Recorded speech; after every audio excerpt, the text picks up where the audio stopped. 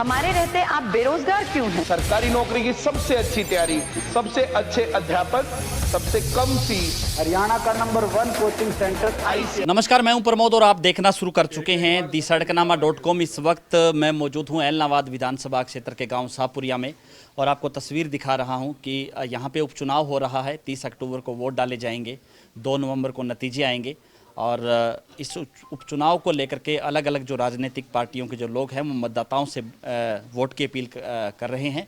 और मेरे साथ इस वक्त बिजली एवं जेल मंत्री हैं चौधरी रंजीत सिंह, डिप्टी स्पीकर रणबीर गंगवा और तमाम उनकी जो पूरी टीम है जो आज एलनाबाद विधानसभा क्षेत्र के काफ़ी गाँव में जो है वो दौरा कर रहे हैं। कल भी जो है करमसाणा सहित जो है राजस्थान के कई गाँवों में जो है इनको दौरा किया था। तो साहब, क्या बड़ी समस्या नज़र आ रही है इस इलाके में? आप जो है लोगों से बातचीत कर रहे हैं, मिल रहे हैं, कितनी जनरल छोटी मोटी बातें होती हैं। कई गांव में कह देते हैं जी हमारे गलियां बन जाएं, किसी गांव में स्कूल हमारी अपग्रेडेशन हो जाए, कई गांव में कहते हैं जी हमें पेंशन मिल जाए।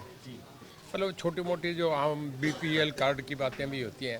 ये जनरली है जो हम पिछले 10-20 साल से जैसे आबादी बढ़ती जाती है, लोगों की डिमांड बढ़ती जाती है, वो चर्चे हैं। कहीं कह देते हैं लोग जी हमें बिजली का खंभा हटवा दो, कोई ट्रांसफार्मर हटवा दो, कहीं लगाने की बात कह देती हैं। ये आम जो गांव की जन समस्या है वही है। तो इस इलाके की जो बड़ी समस्याएं हैं, आपने कल भी कहा था कि जिस तरह से सेम पे वर्क हो गया, कुत्ताबिड के जो पुल है उस पे भी जो अनाउंसमेंट है उन पे भी काम चल रहा है। हाँ, देखिए हुआ है, सरकार ने करें। जैसे मेरे यहाँ मैं बताता हूँ, ऑन रिकॉर्ड है जो बातें हैं। कुत्ताबड़ का पुल बहुत लंबी डिमांड थी, जब से घग्गर मतलब हज़ारों साल की चली आ रही है घग्गर। हाँ, मेरा ही हल्का है। मेरे खारिया रैली में ही लोगों ने मांग रखी थी, सीएम साहब ने अनाउंसमेंट कर दी। सीएम अनाउंसमेंट में था 14.5 करोड़ का प्रोजेक्ट था, सैंक्शन हो गया, उसका टेंडर हो गए और अब बनने जा रहे हैं। एक पिलर भी खड़ा हो गया, बन रही है जी। नंबर 2, खारिया गाँव में सबसे पहले अब तक ट्यूबवेल का पानी पीते थे रानिया में। अब रानिया में उन्होंने जो इसका वाटर बक्स का कनेक्शन का मामला वो कर दिया, सर्वे होकर रिपोर्ट चलेगी, फाइनल होने जा रहा है। तीसरा, शहर के अंदर एक मल्टीपर्पज़ हॉल बन रहा है जो 10 करोड़ रुपए का। दूसरा, खारिया गांव में बन रहा है 2.25 करोड़ का, भी मैसेज आई 1 करोड़ 42 लाख का है। और 10 करोड़ का मल्टीपर्पज़ हॉल है। लोग रिजॉर्ट में शादियाँ करते हैं, बड़े महंगे 3-3 लाख लेते हैं, उसमें सारा एशिया को, और बच्चों को टेनिस खेलने का भी मामला हो गया, टेबल टेनिस, वो हॉल भी बन गए। और उसमें शादियाँ ये वो 30-40 हज़ार रुपये सब एसी हॉल उन्हें मिलेगा। जो देवलाल पार्क के लिए उन्होंने पैसा 1 करोड़ अलग सैंक्शन कर दिया। सारे शहर के तरफ दोनों तरफ बड़े मेन गेट बन रहे हैं। बाज़ार की सड़कें बहुत खुली करके वो बना दी गई। सारा शहर चकाचक कर रहा है। वाटर आपका सीवर पाइप डल गए, गांव की गलियां दोबारा बन रही है। हमारे म्यूनसिपलिटी पे 18 करोड़ रुपए है। वो 18 करोड़ रुपए तो पहले ही हमसे है, बाकी सीएम साहब ने दे दिया, वो अलग से है। बाकी इस हल्के को लेकर के भी क्या कहना चाहेंगे? जिस मेन डिमांड है कि इन्हें जो सेम का पानी है उसे बाहर करें। इससे 15-14 गाँव इफेक्टेड हैं, उसको करें। और दूसरा, लोग चाह रहे हैं कि घग्गर का पानी इन लोगों पे मिल जाए। जैसे गुड़िया वाले हैं, वो सारे आगे मांग करें कि हमारे आगे इस चैनल को बढ़ा दिया जाए। ये सब बातें, क्योंकि अब चुनाव है, आचार संहिता से हम बाउंड हैं, इस करके हम कोई अनाउंसमेंट नहीं कर रहे। पहले जो हो रहा है उसकी बता रहे हैं। अब कोई भी बात हम 30 के बाद कहेंगे, पर सब चीज़ों की हमसे पहले ये बातें संज्ञान में है। लोगों में आते हैं तो लोग चर्चा करते हैं, हम सुनते हैं उनकी बात। इन गाँव में भी जो है जल भराव है, फसलों में फसलें भी खराब हो गई थी। हिसार ड्रेन का पानी आ गया था ये रंगोई नाला में। देखिए हुआ था, हमारा पूरा प्रशासन, गांव वाले जानते हैं कि सारे एसडीएम, डीसी, बीडीओ, तहसीलदार, रात को डीएसपी वगैरह पूरे अलर्ट पे खड़े रहे। किसी गांव में, जैसे एक शकर मंदोरी गांव है, उसमें थोड़ी बरसात होती है तो भी गांव में पानी आ जाता है। जहां पानी आए उसे बचाने का मैक्सिमम प्रयास किया। बाकी हमने 24 घंटे यहाँ वो वाटर पंप लगा दिए थे, 24 घंटे बिजली दे दी गई थी, इस पानी को पंप आउट करके बाहर निकालें। अब वो क्योंकि 18 साल बाद ये इतना बड़ा पानी आया है, अब ये समझ रहे हैं कि उस नाले को ठीक करके आगे घग्गर में डाल दिया जाए तो पानी आगे डलता रहेगा। लोगों को ये नुकसान जो होता है, जो नेचुरल डिजास्टर है, ये बंद हो जाए। आज बलवान पूनिया भी गांव में घूम रहे हैं और आपके चुनाव में भी वो आए थे। वो कह रहे हैं कि हमें ये उम्मीद नहीं थी चौधरी साहब बीजेपी में चले जाएंगे, हमने जो है किसानों के वोट उनके लिए मांगे, आज सरकार में हैं। देखिए, आप वहीं थे जब मैं लोगों से पूछ के गया था। जब चुनाव रिजल्ट आ गए थे तो मुझे फ़ोन आ रहे थे, नड्डा साहब का भी फ़ोन आ रहा था, सीएम साहब का तो मुझे पहले दिन ही आ गया था, उनका भी आ रहा था, हुड्डा साहब का भी आ रहा था, जे पार्टी से भी आ रहा था, क्योंकि मैं इंडिपेंडेंट था।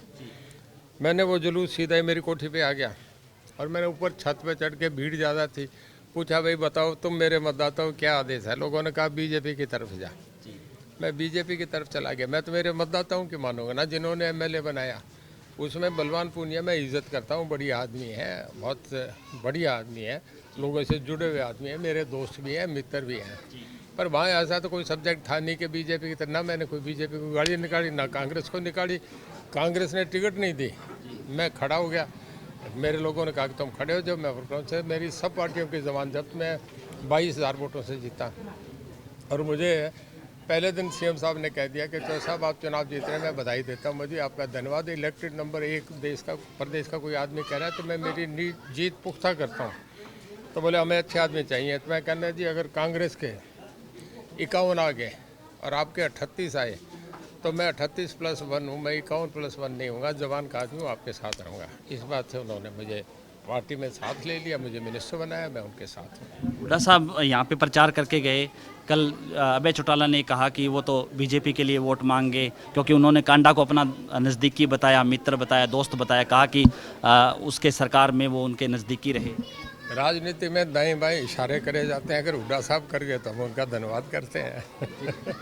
वो कह रहे हैं कि बीजेपी की बी टीम के रूप में कांग्रेस काम कर रही है, जहां पवन बेनीवाल कुमारी शैलजा के लिए सीएम की बात कह रहे हैं कि सरकार आएगी तो सक्षम हाथों में जो है कमान होगी, वहीं हुड्डा अपने आप को जो है सीएम पद के कैंडिडेट मानते हैं। तो ये कहीं ना कहीं, देखिए हुड्डा साहब हमारे मित्र हैं, दोस्त हैं, मैं उन पर कटाक्ष तो कुछ नहीं करूँगा, पर अगर मन से कोई उन्हें पूछे तो वो कहते हैं कि मनोहर लाल जी अच्छे आदमी है, शैलजा को पसंद नहीं करते, ये मेरी राय है।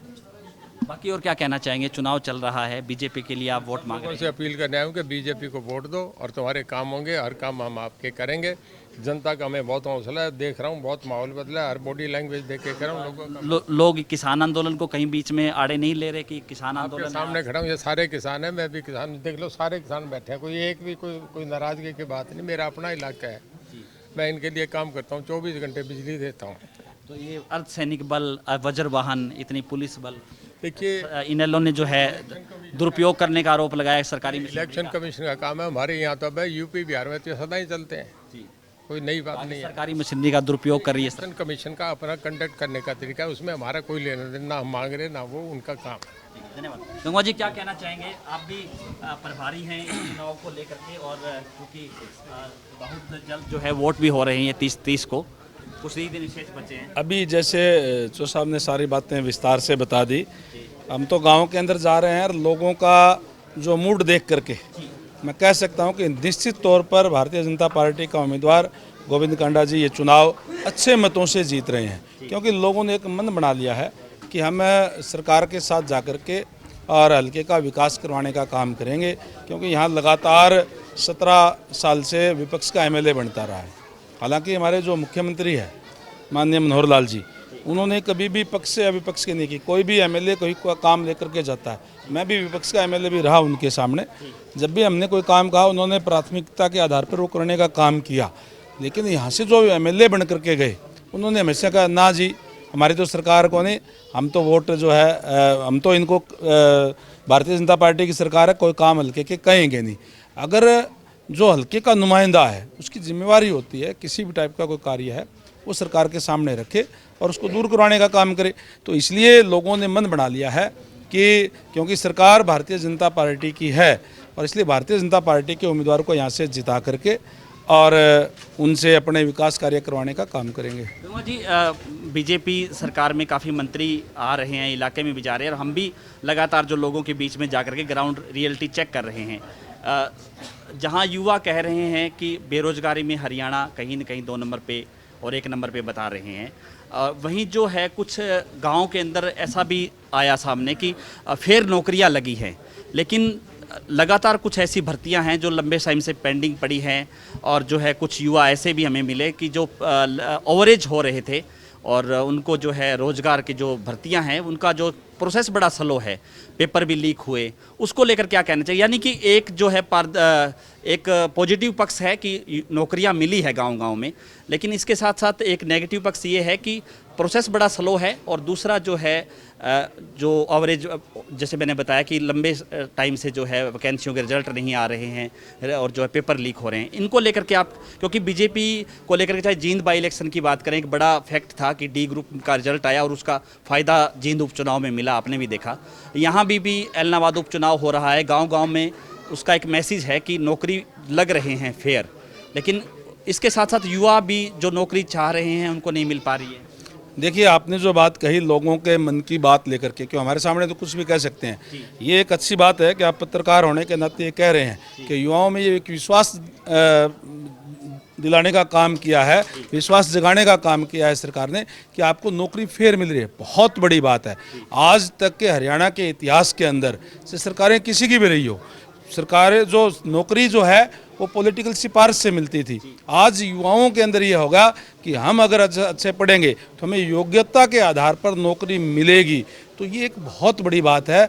जब युवाओं के अंदर ये विश्वास होगा तो युवा अच्छा पढ़ेंगे, वो पढ़ेंगे तो सरकारी नौकरी मिल जाएगी, सरकारी नहीं मिले तो प्राइवेट मिल जाएगी, प्राइवेट भी अगर नहीं तो अपना वो काम करेगा, यानी वो ट्रैक पे तो आया है युवा। ये बहुत बड़ी उपलब्धि जो आपने अपने मुंह से कही वो इसे सरकार की है। जहाँ तक पेपर लीक की बात है, पेपर लीक किसी ने कोई शिकायत नहीं की, सरकार के संज्ञान में आया, तुरंत उसको रुकवाने का काम किया, क्योंकि सरकार चाहती है कि नौकरियां फेयर मिले। जो आपने प्रोसेस की बात की, कई बार कोर्ट केस और दूसरी चीज़ें हो जाती है, आज पारदर्शिता लाने के लिए कई बार प्रोसेस स्लो वो हो जाता है, उसके ऊपर सरकार काम जो है वो कर रही है।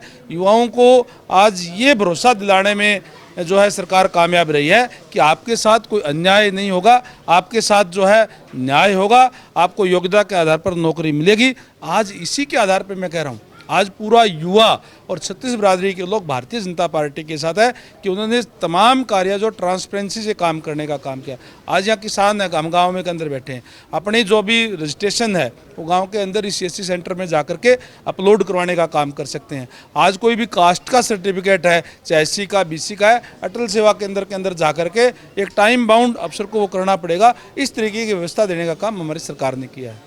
और क्या कहना चाहेंगे एलनाबाद के लोग? मैं तमाम एलनाबाद के हल्के के जितने भी मतदाता हैं उनसे ये निवेदन करना चाहूँगा कि आपके बीच में जो हमारा जो कैंडिडेट है वो औरों के बनस्पत जो है वो अच्छा है, समाज सेवी है, जिसने कोविड के टाइम पर भी जो है लोगों का फ्री इलाज करने का काम किया और गरीब कन्याओं की शादियां कराने का काम किया। ऐसा समाज से उम्मीदवार यहाँ से जीत कर के जाएगा और जब वो सरकार के अंदर शामिल होगा तो निश्चित तौर पर हल्के के लोगों की सेवा करेगा।